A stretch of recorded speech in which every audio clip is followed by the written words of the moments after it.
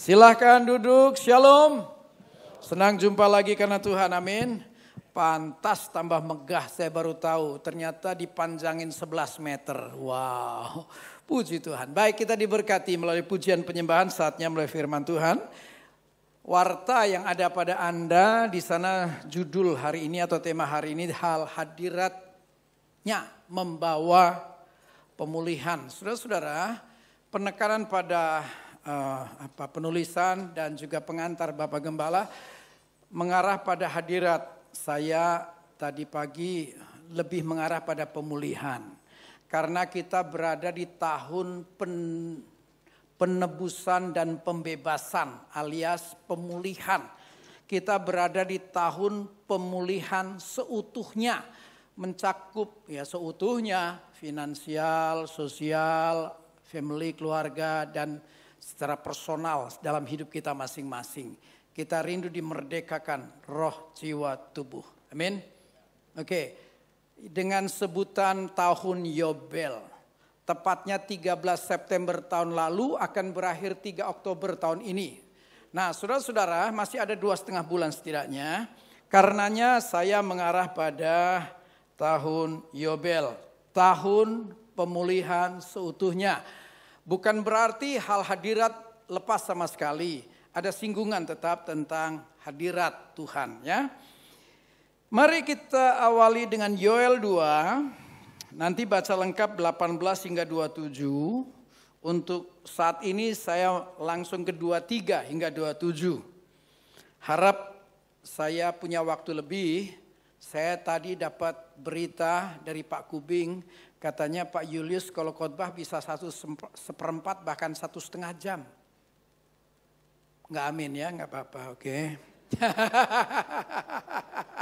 Saya dikasih 1,5 mah demen banget saudara-saudara ya. Apalagi lebih dari itu, wah tambah demen. Tapi apa boleh buat. Anda tidak mau jawab berarti ya saya penentu selesai khotbah bukan saya tapi Anda. Iya, setelan wajah menentukan. Selama Anda bersahabat, saya khotbah terus. Begitu Anda berubah wajah, saya selamatkan diri saya. Iya, saya nggak mau cari masalah, saudara-saudara. Oke, artinya kalau wajahmu tetap haus dan lapar akan kebenaran, saya akan khotbah. Tapi kalau Anda sudah menampakkan tanda kenyang, ya saya akan segera menghentikan khotbah. Jadi ingat ya, yang menentukan khotbah saya berhenti menit keberapa, bukan saya, wajah Anda. Oke, kalau udah kenyang bilang kenyang, dari setelan wajah kan ketahuan. Nah, saudara-saudara baik, Yoel 2, 23 mulai demikian. Hai Bani Sion, bersorak-soraklah dan bersukacitalah karena Tuhan Allahmu. Sebab telah diberikannya kepadamu hujan pada awal musim dengan adilnya. Dan diturunkannya kepadamu hujan pada awal. Dan hujan pada akhir musim seperti dahulu. Tempat-tempat pengirikan menjadi penuh dengan gandum.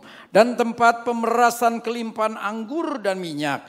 Aku akan memulihkan kepadamu tahun-tahun yang hasilnya dimakan habis oleh belalang pindahan. Belalang pelompat, belalang pelahap dan belalang pengerip. Tentaraku yang besar yang kukirim ke antara kamu.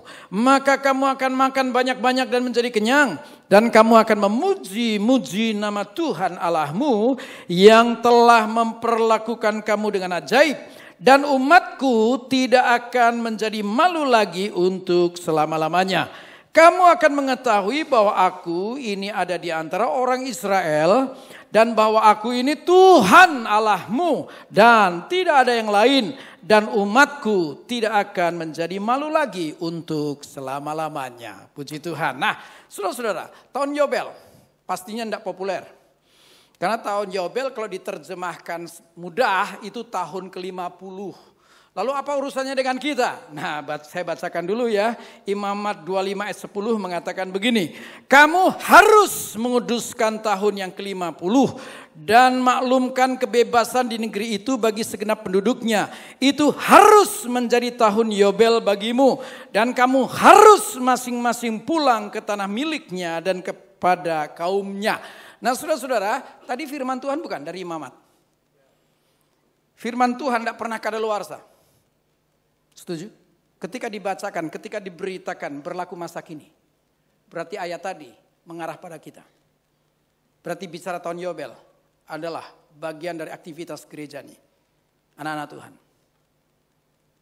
Tadi imamat Alkitab bukan. Firman Tuhan ya. Berarti kita termasuk, kita sedang masuk dalam perbincangan. Benar sih kita bukan Israel jasmani. Israel lahiriah adanya di Timur Tengah. Kita Israel rohani gara-gara percaya Yesus. Setuju? Oke, nah saudara-saudara, tahun Yobel adalah satu bentuk aktivitas keagamaan dalam tradisi Yahudi. Salah satu sih, ada banyak aktivitas keagamaan ya, perayaan keagamaan. Saudara-saudara, ini perayaan per 50 tahun sekali. Jadi jangan tidak siaga, jadi jangan sampai bilang, kan baru dengar, siapa tahu juga sudah ya, tapi siapa tahu ada pendengar barunya. Kalau baru dengar sisa 2,5 bulan ngapain, sudah. Jangan sampai tidak respon, karena ini perayaan per 50 tahun sekali. Artinya kalau Anda tidak bersedia ikut merayakan tahun Yobel, 50 tahun lagi ada perayaan. Anda posisinya umur berapa? Saya kalau saya nolak nih Yobel yang sekarang, perayaan Yobel yang sekarang, aku next Yobel. Waduh, itu umur saya peit, you know. You know peit? Sekarang saya lakcap alias sweet. Kalau anak muda kan senang sweet 17, saya sweet. Halo? Loh emang apa untungnya? Bicara pemulihan seutuhnya, kalau nanti kita rinci, tadi belum sempat dirinci, 7 yang tersedia. Tolong renungkan baik-baik, kira-kira 7-7-nya menarik apa tidak. Saya menyebutnya 7K. K1, kekayaan. Rindukah Anda diberi kelimpahan sampai satu tingkat di mana orang bilang kita kaya? Kelihatannya memang jemaat di sini ya, ibadah pagi dan kedua sama ya, rohani banget. Hah? Halo, Anda jangan jaim kenapa? Kata kaya juga bisa saja ilmu, pengalaman, tidak semata materi loh saudara-saudara. Betul? Halo, yang lebih indah tuh kaya pengalaman berjalan bersama Tuhan. Itu kebanggaan saya. Sehingga saya karena banyak pengalaman berjalan bersama Tuhan, saya kalau diajak sharing panjang. Banyak pengalaman hidupku bersama Tuhanku yang hebat itu. Kalau nggak bilang amin memang beda Tuhan kita nih. Nah saudara-saudara, oke, rindukah Anda hidup dalam kelimpahan yang disebut kaya? Rindu ya? Oke, yang kedua, K kedua, kebahagiaan. Tidakkah Anda rindu? Sebab rumah tangga berawal dengan segala keindahan. Karena rumah tangga hampir selalu berawal dengan jatuh cinta. Betul? Kalau Anda nggak bilang amin berarti rumah tangga Anda tidak berawal dengan jatuh cinta tapi ditangkap hansip. Saudara-saudara, seindah apapun awalannya, tapi kan tahap keluarga itu bulan madu, konflik dewasa. Bulan madu, indah gak beda pacaran, tapi begitu madunya habis tinggal bulannya. Genderang perang mulai dibunyikan. Deng, ceng. Kalau dulu waktu jatuh cinta, buset, kekurangan pasangan sirna. Hukumnya, ketika kasih melambung, kekurangan pasangan hilang. Tapi begitu kasih drop, kekurangan pasangan naik. Ngomong salah, tindak salah, apa salah heran. Gak paham ya, gak apa-apa. Saya khawatir Anda kumpulan orang terluka sehingga susah untuk mengingatnya. Nah saudara-saudara, ya kan? Ya, apa artinya Anda kaya segala punya kalau tidak bahagia? Anda tahu kenapa ada orang yang senang berdugem ria atau bernarkoba ria? Karena dia jelas tidak bahagia. Di kota-kota besar kan ada sejumlah orang kaya yang tidak kunjung bahagia. Pantas dia cari jawaban di luar rumah. Sekalian mengingatkan, hei yang senang di luar rumah. Ini tahun Yobel, tahun pemulihan. Rindukah keluargamu dipulihkan? Lumayan sepertiga. Sepertiga amin, sisa aman ya, gak apa-apa. Silahkanlah yang suka amin-amin lah, yang suka aman-aman lah. Oke, saya gak ingin paksa lagi, dari tadi pagi saya sudah merindukan amin. Tapi tidak kunjung hadir. Ya kan, saya takutnya kalau nuntut Anda bilang amin, ada yang angkat tangan, Om sudahlah, jangan tuntut kami bilang amin. Ini mulut-mulut saya mau amin kagak amin, urusan saya. Ya silahkan. Oke? Jangan sampai ditabok malaikat gigi putus 2. Firman ini sabda Tuhan. Kalau diaminkan mendarat di hati. Kalau Anda tidak aminkan dia tetap melayang. Kapan turunnya? Percuma dikhotbahin. Oke, saudara-saudara. Ketiga, kedewasaan. Apa artinya sebuah kekayaan yang penuh kebahagiaan kalau tidak ditanggapi secara dewasa? Memicu iri hati. Tapi kalau Anda menanggapi kelimpahan harta dengan penuh kebahagiaan tapi juga dengan cara dewasa, Anda hidupnya berbagi. Membuat orang sekitar merasa ikut sejahtera. Tidak amin ya, tidak apa-apa. Ada ayatnya, tanggung jawab kita mensejahterakan kota. Betul? Anda punya kota Tasikmalaya, tanggung jawab. Anda turut mensejahterakan. Oke? Yang keempat, tadi kekayaan, kebahagiaan, kedewasaan. Yang keempat, kembali. Artinya semua yang pernah hilang di masa lalu Tuhan kembalikan. Ada enggak yang pernah hilang di masa lalu? Adalah ketika Anda lalai, ketika Anda gagal. Saat-saat itulah ada bagian yang hilang. Tapi di tahun Yobel, tahun pemulihan seutuhnya, semua yang hilang Tuhan kembalikan. Yang kelima, kepuasan. Ya, apa artinya Anda kaya, bahagia, dewasa dan semua yang hilang kembali kalau tidak kunjung puas? Tahu bahayanya? Anda akan gagal mensyukuri Tuhan. Kalau Anda paham bahwa berkat tingkat manapun itu baik adanya, Anda akan selalu bersyukur kepada Tuhan. Tuhan, terima kasih. Berapapun Tuhan buka, aduh aku menikmatinya. Saya sampai gini-gini nih, ini bukan drama singkat, khotbah. Anda lama-lama jadikan saya kayak tontonan apa gitu loh, heran. Dari tadi pagi saya gerah banget. Lihat arah manapun suka pelototin pendeta. Modal banyakan kenapa sih? Oke. Nah, yang keenam, kesukaan dalam pengertian kemerdekaan. Ya, kembali ke rancangan awal, free will, kehendak bebas. Apa artinya semua tuh tadi 5 hal.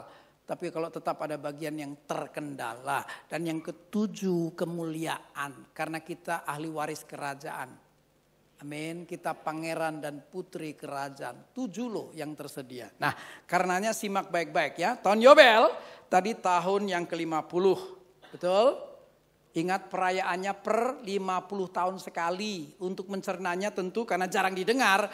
Beda kalau perayaan keagamaan yang tahunan seperti Natal. November sudah ada Natal, sudah ada khotbah Natal. Sampai Januari bahkan. Maret kurang lebih Paskah, Passover. Lewat dari situ kenaikan, kemudian Pentakosta. Itu tahunan, karena dikhotbahkan tahun demi tahun, lebih cepat mendarat karena sudah sering dengar. Tapi kalau Yobel, 50 tahun sekali. Halo? Oke saudara-saudara? Ini saya sampai gini nih, tinggal jatuh nih. Provokator Anda ya. Iya betul. Nah saudara-saudara, kalau lihat kata Yobel maknanya masa. Kenapa masa? Iyalah rentang waktunya 1 tahun kok. Masa untuk bersorak-sorai. Kenapa? Ada kebebasan seutuhnya. Dan suasana yang indah, atmosfernya indah. Amin. Nah untuk memahami hebatnya perayaan keagamaan yang disebut tahun Yobel, kita harus tahu latar belakang. Ternyata sebutan lain dari tahun Yobel adalah puncak sabat. Atau sabat dari tahun sabat. Atau kesempurnaan sabat. Kalau penyebutan sabat lebih lazim. Pernah dengar kan? Pernah ya? Oke, dimulai dengan hari sabat pastinya. Ini sabat harian. Nanti setelah bangsa Israel masuk Kanaan muncul tahun sabat. Nah dari sanalah ada penyebutan Yobel tahun ke-50. Double sabat, kata double sabat itu ternyata bukan 7 tambah 7, 7 kali 7. 49. Nah jadi setelah 49 berarti 50 itu disebut tahun Yobel. Halo? Nah kita ngomong dulu tentang hari sabat.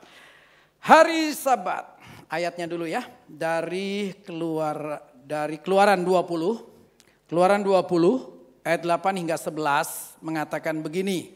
Ini ternyata berkaitan dengan Ten Commandments berlatar belakang proses penciptaan. Keluaran 20 ayat 8 hingga 11 mengatakan, ingatlah dan kuduskanlah hari Sabat. 6 hari lamanya engkau akan bekerja dan melakukan segala pekerjaanmu. Tetapi hari ke-7 adalah hari Sabat Tuhan Allahmu. Maka jangan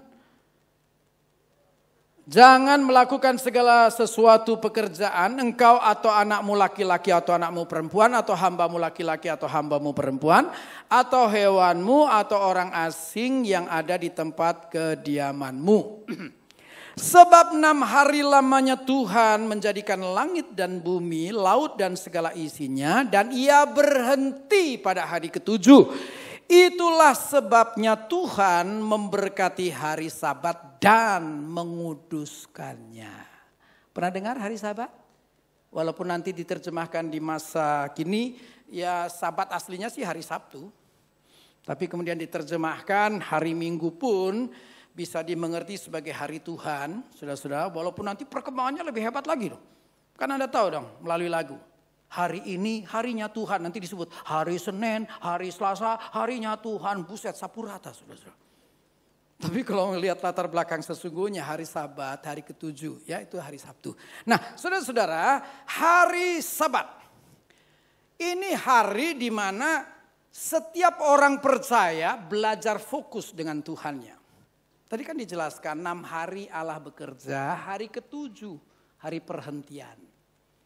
Halo, tahu anjurannya? Ini hari di mana kita ya sesibuk apapun, ngerti dong ada sesuatu, ada hari yang kita khususkan bagi Tuhan. Kalau pelajaran Sabat ini benar mendarah daging, waduh hebat banget. Pemahaman hadirat pasti akan melekat. Coba introspeksi sejenak. Anda termasuk Kristen yang fokus dengan apa? Ada yang jawab, oh aku fokus banget dengan karirku. Aku rindu dong dari waktu ke waktu jenjangnya naik.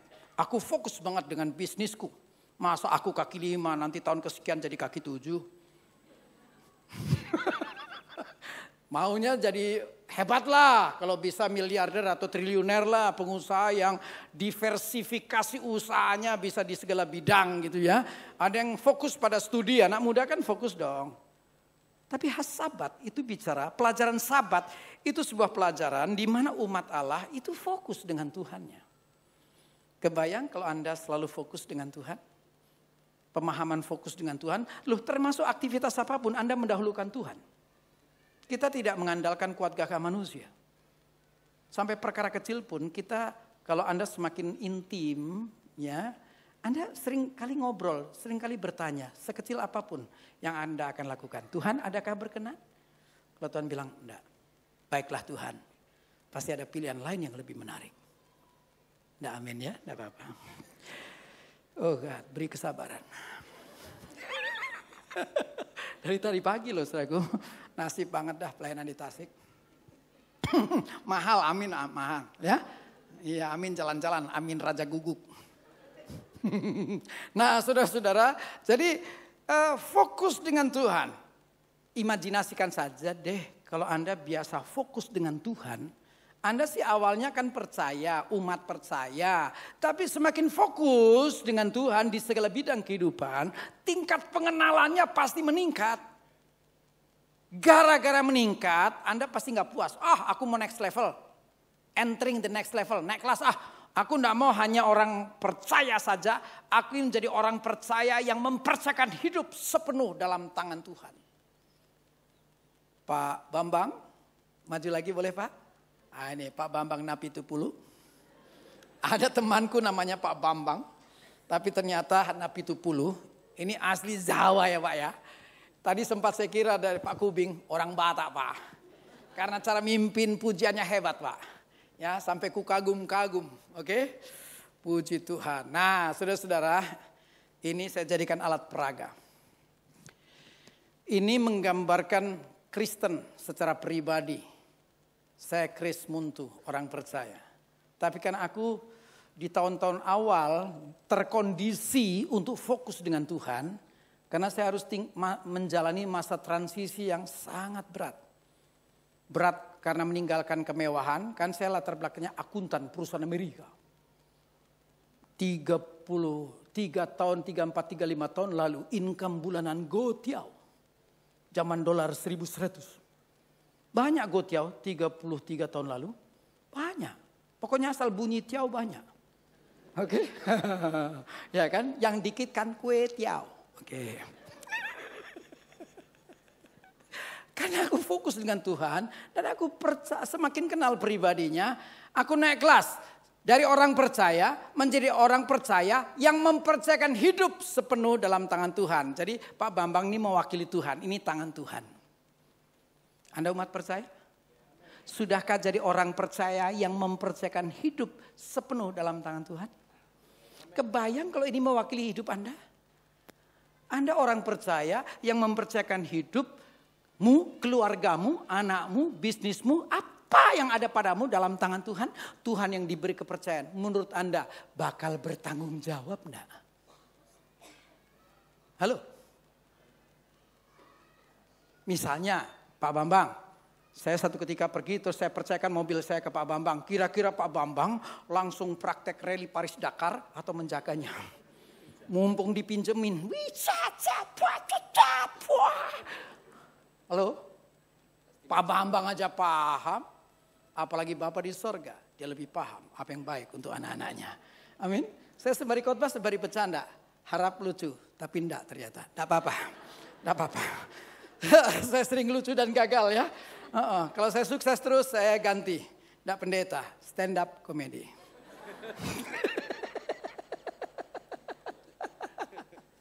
Ini udah kelas 2, pelajaran sahabat nih. Oke? Nah, tingkat ketiganya adalah pantas Kristen yang terus fokus dengan Tuhan dan melekat. Ini kan di tangan Tuhan ini. Kita bukan hanya mendekat, melekat ada di tangan Tuhan ini.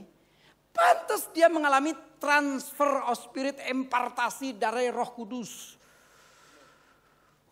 Pantas dia mengalami tingkat 3, kepenuhan Kristus, bahasa pelajaran, bahasa Pentekostanya, kepenuhan Roh Kudus. Dan tingkat 3 itulah yang membuka miracle, mujizat.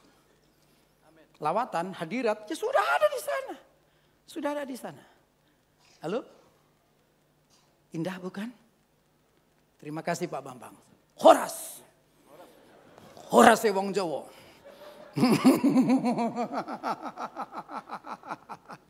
Nah saudara-saudara, itulah sebabnya satu ketika siapa pihak manapun yang mempertanyakan hal bangsa pilihan, kesimpulannya ke arah sana.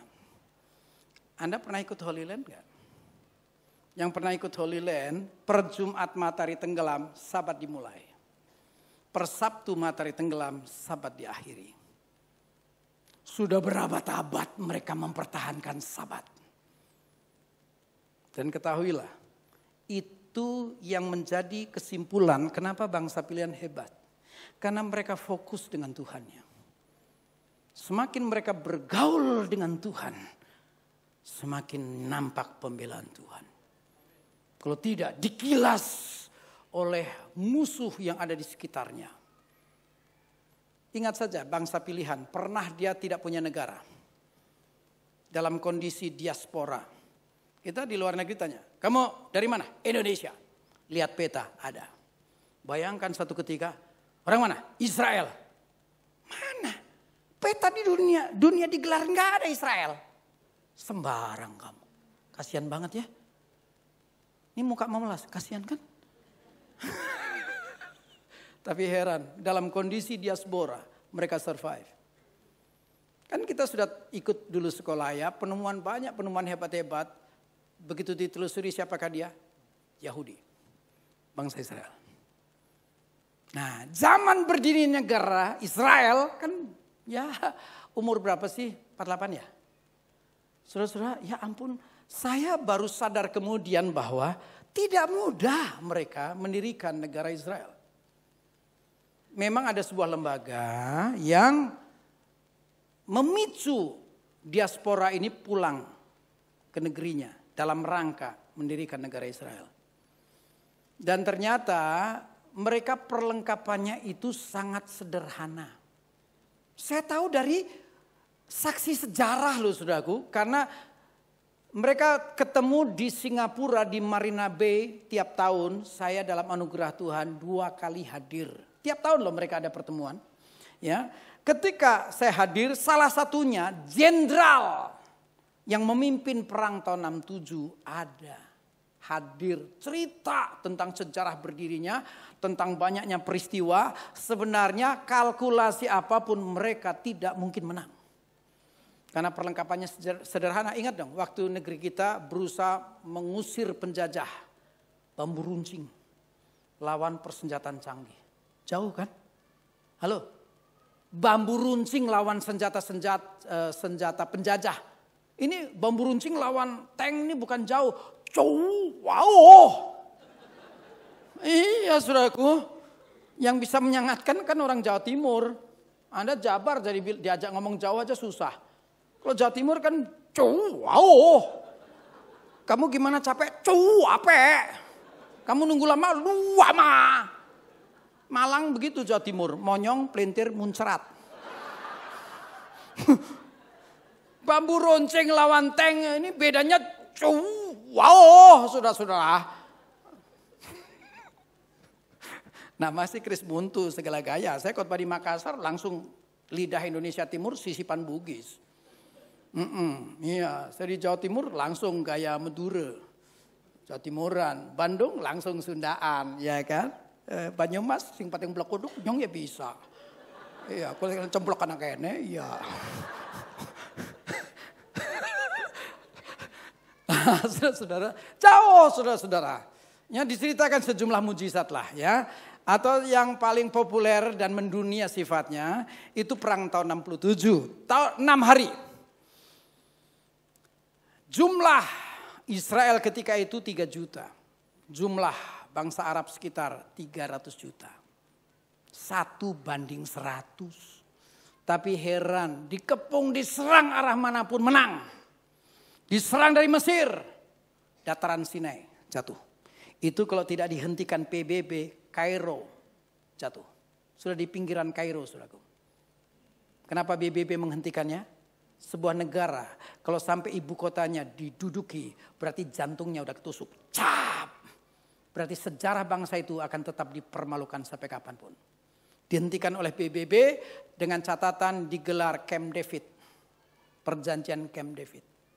Dan di situ ada klausul bahwa Mesir harus menopang, harus membackup Israel. Kalau enggak, masuk Kairo, tusuk jantungnya, selesai. Nah, diserang dari Suriah, Golan jatuh. Diserang dari kerajaan Yordan, tepi barat Sungai Yordan jatuh. Diserang dari Libanon, Yerusalem timur, Yerusalem direbut. Hebat bukan? Saya menyangatkan, hebat bukan? Anda kayak gak makan 3 hari. Kebangetan, kita juga bisa dikepung oleh pihak lawan. Kerajaan gelap menguasai pertandingan jalannya hidup ini. Tapi terkepung apapun, aku diberi hikmat, kemampuan berpikir seperti Bapa berpikir, kemampuan melihat seperti Bapa melihat. Celah sekecil apapun bisa kulihat. Ku kelola bersama Roh Kudus, pasti breakthrough. Yang begitu terbongkar ketemunya ruang besar yang disebut mujizat. Halo. Puji Tuhan. Oh Tuhan Yesus. Nah jadi kenapa kok bangsa pilihan begitu hebat? Mereka memelihara Sabat. Oke? Nah perkembangannya nanti setelah masuk Kanaan muncul tahun Sabat. Oke cepat saja. Tahun Sabat ayatnya tolong munculkan dari Imamat 25 ayat 2 mulai mengatakan. Tolong persiapkan juga Ulangan 15 ayat 1, 9 dan 12. Berbicaralah kepada orang Israel dan katakanlah kepada mereka, apabila kamu telah masuk ke negeri yang akan kuberikan kepadamu, maka tanah itu harus mendapatkan perhentian Sabat sebagai Sabat bagi Tuhan. 6 tahun lamanya engkau harus menaburi ladangmu dan 6 tahun lamanya engkau harus merantingi kebun anggurmu dan mengumpulkan hasil tanah itu. Tetapi pada tahun yang ke-7 haruslah ada bagi tanah itu suatu Sabat Masa perhentian penuh, suatu sabat bagi Tuhan. Ladangmu janganlah kau taburi dan kebun anggurmu janganlah kau rantingi. Saudara-saudara, jadi ada tahun sabat, tahun ke-7. Nah, apa berita tahun sabat? Ulangan tadi, ulangan tolong dimunculkan. Ayat 1, 9, 12, lompat-lompat saja. Ulangan 15 maaf, ayat 1. Pada akhir 7 tahun engkau harus mengadakan penghapusan utang. 9. Hati-hatilah supaya jangan timbul di dalam hatimu pikiran dursila. Demikian sudah dekat tahun ke-7, tahun penghapusan hutang. Dan engkau menjadi kesal terhadap saudaramu yang miskin itu. Dan engkau tidak memberikan apa-apa kepadanya. Maka ia berseru kepada Tuhan tentang engkau dan hal itu menjadi dosa bagimu. 12. Apabila seorang saudaramu menjual dirinya, artinya sudah hutang tetap bangkrut, jadi menjual dirinya sebagai budak. Baik seorang laki-laki Ibrani ataupun seorang perempuan Ibrani, maka ia akan bekerja padamu 6 tahun lamanya. Tetapi pada tahun yang ke-7 engkau harus melepaskan dia sebagai orang merdeka. Nah, jadi bicara tahun sabat sudah mulai muncul. Tahun penebusan dan pembebasan sudah muncul. Dalam hal perbudakan dan hutang. Ini berita baik loh buat yang suka hutang. Halo, tidakkah engkau rindu dimerdekakan dari ikatan hutang tadi? Tahun Yobel ini. Tahun Yobel. Apalagi ini kesempurnaan sabat nih. Ya, nah saudara-saudara, juga hal perbudakan. Jangan sampai Anda iring Tuhan, fakta Anda masih diperbudak oleh kedagingan. Emang ada jaminan? Adalah. Kebetulan sebagai pengkhotbah kan saya latar belakang bejat. Iya, narkoba, dugem, pemabuk.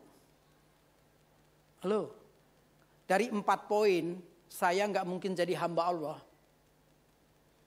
Ya mumpung belum lama dari Idul Fitri. Kembali ke fitrah, ini kan ujungnya juga kembali ke fitrah nih. Ya, kembali ke manusia sedia kala, saudara-saudara. Nah, jadi saya tidak mudah, tapi bersama Tuhanku dalam anugerah limpahnya, aku tertolong. Iya, per 10 Jun 84 di sebuah KKR. Ya, bayangkan saja deh, lepas dari narkoba itu mungkin awalnya saya bilang mustahil. Ya, karena narkoba itu andaikan niat saja ingin lepas, itu narkoba dalam suasana kejiwaan kayak raksasa muncul. Kita niat nih, kepengen lepas. Tiba-tiba kejiwaan rasanya ada raksasa yang terus datang. Apa? Hah? Ngelawan kamu? Hah? Enggak sanggup. Stres lu, tertekan saudaraku. Tapi dalam anugerah Tuhan, aku dimerdekakan. Haleluya. Dan ini sudah tahun ke-33 jadi hamba Allah. Karena sejak 10 Jun 84 ya, ini sudah masuk ke tahun 10 Jun kemarin kita rayakan 32 tahun di ladang Tuhan. Nah, saudara-saudara, jadi kita harus rindu mengalami kelepasan sepenuh. Amin. Ada, ini tahun Yobel. Tahun pemulihan seutuhnya. Susah banget aminnya ya. Sudahlah, saya lupakan amin ya. Saya akan melupakan amin. Saya udah gak menyimak lagi soal si amin. Gimana caranya untuk kita boleh. Jadi kalau dari uraian latar belakang tadi jelas. Tahun Yobel, tahun yang luar biasa. Amin. Oke. Mari kita kembali ke Yoel 2. Yang mengatakan begini. Hai Bani Sion. Kaget? Saya juga kok. Sukses. Ya, sukses untuk menyentak Anda yang keep dari tadi. Ya kan, dengar firman tapi 5 watt. Matanya 5 watt, dengar firman tapi. Tapi maaf ya, kalau mata Anda asli 5 watt. Berarti saya salah sangka. Kan ada kan yang asli 5 watt alias aliran mata segaris. Sipit. Saya salah sangka, maaf.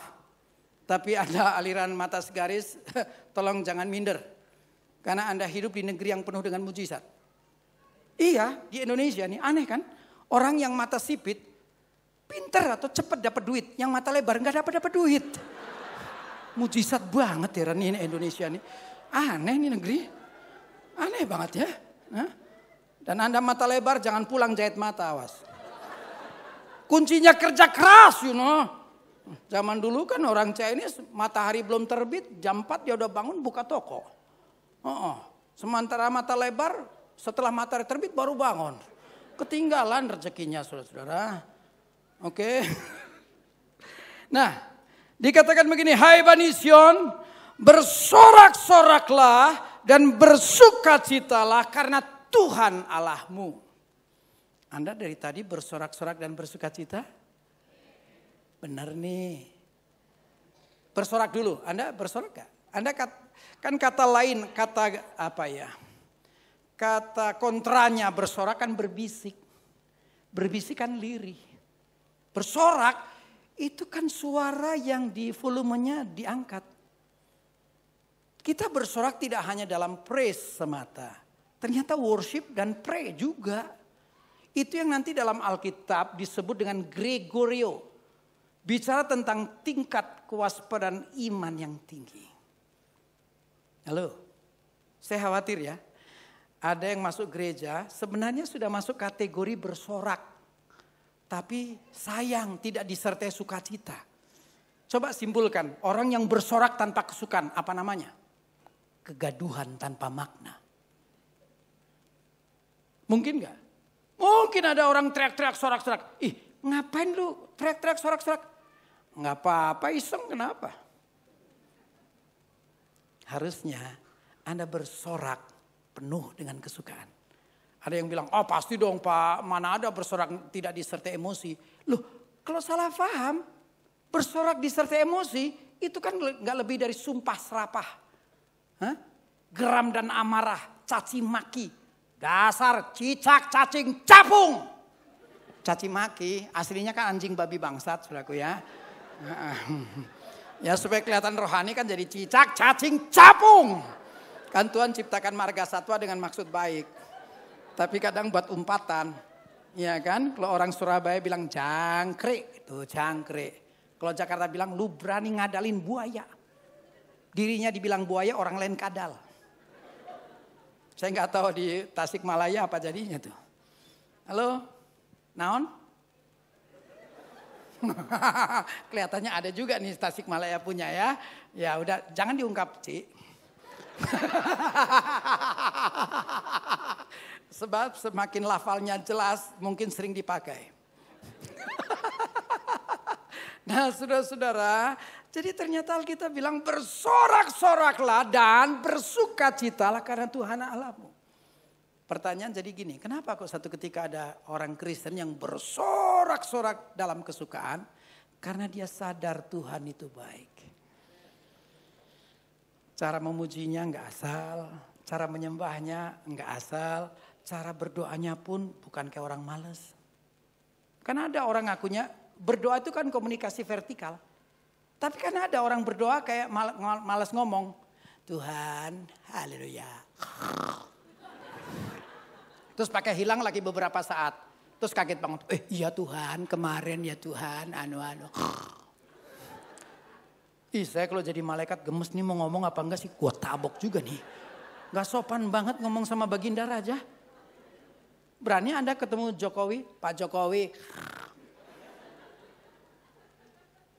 Pak Jokowi cuma penguasa Nusantara kalau betul sepenuhnya. Bapakku, pencipta semesta, penguasa segalanya. Betul? Gregorio. Bersorak-soraklah dan bersukacitalah. Andai Anda sadar Tuhan itu baik. Anda masuk ruangan ini dalam kesadaran Tuhan baik. Cara memujinya beda. Halo.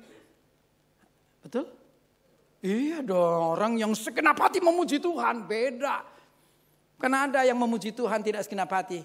Allah kita heran dan besar, oi. Allah yang heranlah, oi. Males. Apaan Allah kita heran dan besar begitu caranya. Apapun yang hebat megah tuh menggelegar. Betul enggak? Iya dong, sama misalnya saya cerita ke Mas Bambang tentang, saya kan waktu tsunami Aceh 17 kali mondar-mandir. Umur lihat lautan mayat ya di Aceh itu. Mas Bambang, kemarin di Aceh Mas, berkelimpahan, luar biasa, ngeri Mas. Luar biasa, tim saya muntah. Loh iya dong, Anda lihat mayat 1000 aja heboh. Ini mayat nantinya total resmi yang muncul di pemerintah 319.000. Kebayang tsunami Aceh. Begitu nyampe di sana lautan mayat yang udah busuk. Masa saya ceritanya gini, Mas Bambang, mayat banyak banget Mas. Coba Mas ikut muntah juga Mas. Mana ada? Mana ada? Allah kita heran dan besar. Allah kita heran. Parah. Enggak ada Gregorionya. Memuji Tuhan enggak gregetan. Tapi greget no. You know greget no? No greget. Heran betul kalau Anda menyanyi memuji Tuhan segenap hati. Pasti ada harmonisasi antara kalimat pujian dengan ekspresi. Kalimat pujian dari mulut, ekspresi di wajah. Kalau bilang Allah kita heran dan besar berarti kita bangga. Muka kita ikut bangga. Betul? Kayak tadi pagi nyanyi lagu Sungai Sukacitamu. Sungai Sukacitamu mengalir dalamku. Yes. Yes, yes, yes. Ya males. Yes kan penegasan. Yes itu betul. Yes, yes, yes. Tul, tul, tul. Tul, tul, tul. Kalau tul itu biar mukanya sukacita. Saudara-saudara. Apa yes, yes, yes. Muka cembetut. Jidat terlipat 13. Muka kencang hidung mulut balapan. Sungai. Males. Gregorio. Anda sadar Tuhan baik? Sadar? Ini petunjuk merayakan tahun Yobel. Bersorak-soraklah dan bersukacitalah. Tidak hanya praise, termasuk worship kok. Kan ada worship yang separuh hati. Haleluya. Glory. Bala-bala. Elah. Aku nak jadi malaikat gemes, kurang ngajar orang ini ya. Mempersembahkan dupa harum kepada baginda raja. Kok kayak orang malas. Kalau kayak orang malas kan gini cara mempersembahnya. Kalau kepada baginda raja kan hormat kan. Mohon baginda berkenan menerima persembahan hamba. Misalnya ini baginda. Ya tak? Tapi kalau malas-malas kan gini. Mau take it or leave it. Sembarangan loh. Kurang ajar. Gak bisa saudara-saudara. Halo? Gregorio. Tingkat kewaspadaan iman yang tinggi. Penting sangat kok. Ini dalam bentuk cerita ya. Ini kan setelah bicara praise, worship, doa. Doa juga harus Gregorio. Sebab kalau Anda tidak punya tingkat kewaspadaan iman, yang namanya doa pun bisa diserang. Halo? Betul enggak? Kadang doa fokus Tuhan, tapi begitu Gregorionya hilang, tiba-tiba dia nyabang dia. Mikirin yang lain. Ngerti gak tuh? Ngerti ya? Iya, tapi sebagian kan melongoknya. Ya itu nanti bahasa Alkitabnya lelet loh. Aliasnya tell me. Ya enggak apa-apa 30 menit. Kalau menit terakhir bukan tell me. Itu kakaknya, taciknya tell me. Apa namanya? Adidas, IQ di bawah dasar. Ya sudah. Nah, jadi mari kita lihat nih, saya kan pernah komplain. Mempertanyakan lah mungkin komplain kurang cocok ya. Saya pernah bilang gini ke Tuhan, Tuhan ketika mempelajari sejarah kekristenan, sejarah dunia kekristenan, saya enggak paham kenapa kok gereja terbesar adanya di Korea Tuhan. Korea Selatan. Yonggi-cho. Berdasarkan sejarah, kan kalau di sekolah teologi ada sejarah. Sejarah Kristen Indonesia, sejarah dunia ada. Ini mestinya ada di daratan Eropa atau Amerika. Sebab zaman kegerakan misionari dari sana diberangkatkan. Dan misionari itu hebat-hebat. Pasukan berani mati. Zaman kegerakan. Zaman first love. Halo? Gelombang satu diberangkatkan entah ke Afrika atau ke Indonesia. Seperti Kalimantan dan Irian. Kan itu hutan raya itu zaman dulu. Itu gelombang satu masuk. Enggak ketahuan beritanya. Gelombang dua siap. Enggak peduli. Mereka mati enggak mati. Enggak peduli. Gelombang dua masuk ke pedalaman. Enggak muncul berita. Gelombang ketiga siap. Halo. Pernah ingat enggak sejarah misionari? Hebat sekali. Nah. Kenapa kok adanya di Korea? Padahal terdeteksi kekristenan Korea kan dari 0,6, minor banget. Memang nantinya jadi dominan. Kenapa? Ternyata gara-gara Gregorio. Dalam hal memuji, menyembah pun doa. Ya, menurut Anda, kan zaman itu dikatakan Yonggi-cho itu gereja terbesar di dunia. Jumlah jemaat 1.375.000. Sebuah gereja jemaat 1.000 aja banyak. 5.000 apalagi. 10.000, wow. 100.000, ini jemaat bunyinya tiao. 1 juta, koma. Ini pasti bukan karya manusia, karya Roh Kudus. Setuju? Oke. Bukan semata hadirat nih pasti demonstrasi kuasa, mujizat. Setuju? Tidak cuma hadirat, kita kan temanya hadirat yang membawa pemulihan, betul? Ini sampai jemaat sampai 1 juta lebih, ini pasti hadirat plus demonstrasi kuasa, miracle, mujizat. Betul? Nah, kok bisa adanya di Korea gereja terbesar? Saya mempertanyakan, Eropa lah Tuhan, Amerika lah Tuhan.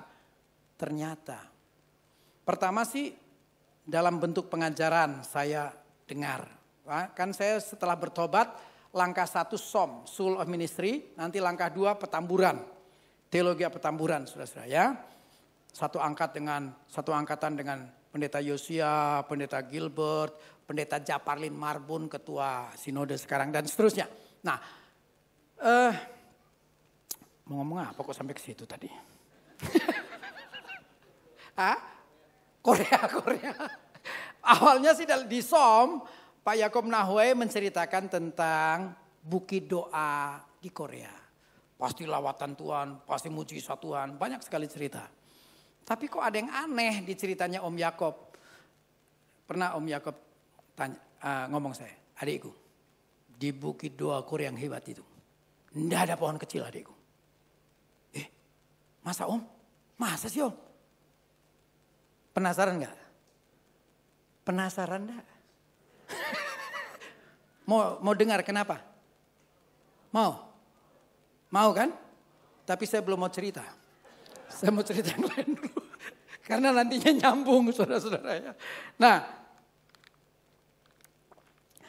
jadi saya dapat dalam pelajaran SOM. Tapi nanti saya juga dapat di lapangan.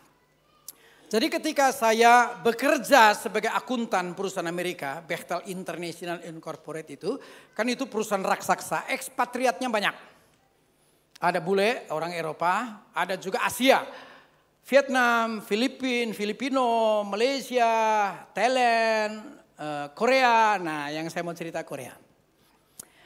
Ada 700 lebih tenaga kerja Korea dan 400 sekian diantaranya Kristen. Saya sebagai pemimpin karyawan Kristen Indonesia muncul di pikiran gini, wow, jangan-jangan ada jemaatnya Yonggi-cho nih. Pengen tahu jemaat yang dibesarkan dalam hadirat dan mujizat itu gimana? Halo, gereja sampai 1 juta lebih pasti kan bukan karya manusia. Pasti karena hadirat dan mujizat. Oke? Itu modelnya gimana? Pasti spesial banget. Coba kalau gereja kita nih. Hadirat Tuhan begitu kuat. Mujizat terus silih berganti. Wih, jadi apa kita? Ini saya sampai merasa gimana gitu. Kok Anda tenang banget? Kan Euro udah selesai saudaraku. Anda kayak begadang nonton Prancis lawan Portugal. Gak paham ya? Iya ya, Anda sudah sangat rohani. Jadi itu kan olahraga kan duniawi banget. Nah, saudara-saudara. Nah, saya itu karena kepengen tahu, saya komunikasi sama, saya pernah ngintip mereka beribadah. Saya pengen tahu nih, leadernya yang mana sih nih? Oh, kelihatannya sih itu aktivis, leadernya yang mana ya? Udah yang penting kelihatan lah aktivisnya yang itu. Saya dekati, kenalan, saya dari Kristen Indonesia. Senang sekali lihat Korea beribadah. Mungkin fellowship, gimana fellowship kita? Ternyata komunikasinya berat. Korea lapangan kan tenaga kasar, bahasa Inggrisnya potong-potong. Hot, ha? Tudehota, Wakata, pokoknya banyak hau-hau lah. Pakai banyak kode tuh. Oke. Singkat cerita, kita tentukan tanggal. Karena dua bangsa tidak boleh grup Indonesia Korea, tidak boleh bikin peraturan satu selang-seling. Korea Indonesia, Korea Indonesia. Double aja kita larang. Ada Indonesia 2, no. Korea 2, no. Selang-seling, semua harus selang-seling. Harus fellowship, harus ada komunikasi. Karena dua bangsa berarti akan dua lagu rohani. Lagu Indonesia, lagu Korea. MC-nya harus dua. Betul? Nantinya saling menterawakan. Iya, lagu Kristen Korea. Dipimpin MC Korea. Korea nyanyi jelas lagu mereka. Indonesia ikut jelas ada layar. Ya kan? Tapi lagu Korea ke mulut Indonesia aneh. Nanti gantian, lagu Indonesia, MC Indonesia. Indonesia nyanyi jelas, Korea ikut, iya lihat layar. Tapi lagu Indonesia di mulut Korea pun aneh. Ngerti nggak? Saya ingat betul sembari lihat itu tulisan di layar. Cikuk ini ho, hajiu iya, cikuk ni ma, holilu, astaga. Dia mah kalem kita. Kita sampai ngotot.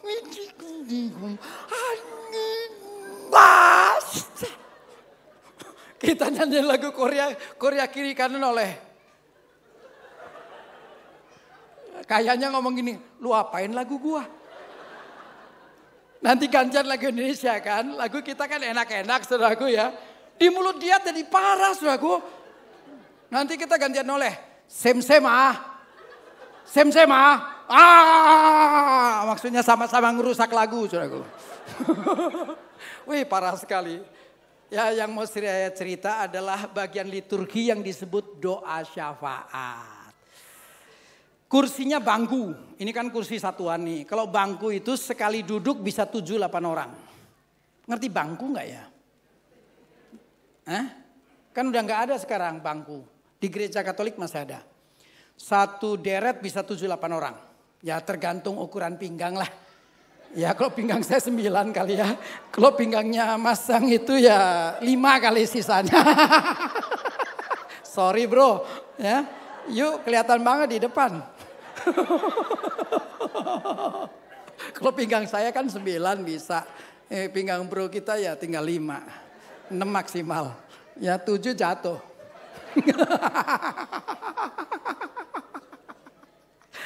Saudara-saudara, waduh yang namanya Korea minta ampun. Begitu bilang, mari kita menyembah dan berdoa. Langsung tensi atas.